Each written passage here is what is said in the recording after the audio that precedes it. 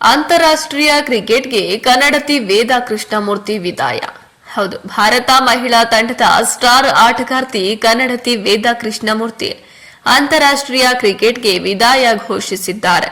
ಇವರು team India ಪರ 2020ರಲ್ಲಿ ಮೆಲ್ಬೋರ್ನ್ನಲ್ಲಿ Australia ವಿರುದ್ಧ ಕೊನೆಯ ಪಂದ್ಯ ಆಡಿದ್ರು. ಟೀಂ ಇಂಡಿಯಾದ ಪರ ಮಧ್ಯಮ ಕ್ರಮಾಂಕದಲ್ಲಿ ಬ್ಯಾಟ್ ಮಾಡಿ ಸೈ ಎನಿಸಿಕೊಂಡಿದ್ದ ಚಿಕ್ಕಮಗಳೂರಿನ ವೇದಾ 32ನೇ ವಯಸ್ಸಿನಲ್ಲಿ ನಿವೃತ್ತಿ ಹೊಂದಿದ್ದಾರೆ. ವೇದಾ ಕೃಷ್ಣಮೂರ್ತಿ ತಮ್ಮ ಬಿರುಸಿನ ಬ್ಯಾಟಿಂಗ್ಗೆ ಹೆಸರುವಾಸಿಯಾಗಿದ್ರು.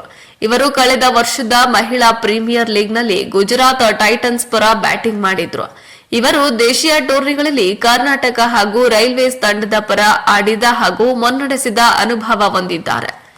ಇವರು ಒಂದೇ ಮಹಿಳಾ ಅಂತಾರಾಷ್ಟ್ರೀಯ ಟಿ20 ಕ್ರಿಕೆಟ್ನಲ್ಲಿ ಒಬ್ಬ ಫೀಲ್ಡರ್ ಆಗಿ ಅತಿ ಹೆಚ್ಚು ಕ್ಯಾಚ್ಗಳನ್ನು ಪಡೆದ ಜಂಟಿ ದಾಖಲೆಗಳನ್ನು ಸಹ ಇವರು ಹೊಂದಿದ್ದಾರೆ.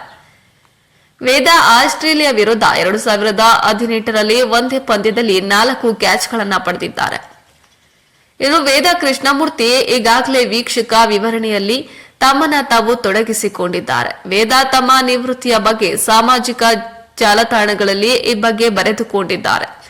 ಕರ್ನಾಟಕದ ಚಿಕ್ಕ ಪಟ್ಟಣದ ಹುಡುಗಿ, ದೊಡ್ಡ ಕನಸುಗಳ ಬೆನ್ನಟ್ಟಿ, ಭಾರತ ದೇಶದ ಜರ್ಸಿ ತೊಡುವುದು ದೊಡ್ಡ ಸಾಧನೆ. ನಾನು ಇಷ್ಟು ದಿನದಿಂದ ಇಷ್ಟಪಟ್ಟು ಆಡಿದ ಆಟಕ್ಕೆ ನಿವೃತ್ತಿ ತಿಳಿಸುತ್ತಿದ್ದೇನೆ. ಕ್ರಿಕೆಟ್ ನನ್ನ ಜೀವನದಲ್ಲಿ ನನಗೆ ಬೇಕಿದ್ದನ್ನ ನೀಡಿದೆ.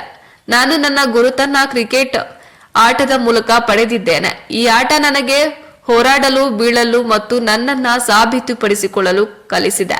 ಈಗ ನನಗೆ ಪಾಠ ಕಲಿಸಿದ ಅಂಗಳದಿಂದ ದೂರ ಉಳಿಯಲಿದ್ದೇನೆ ಎಂದು ಬರೆದುಕೊಂಡಿದ್ದಾರೆ.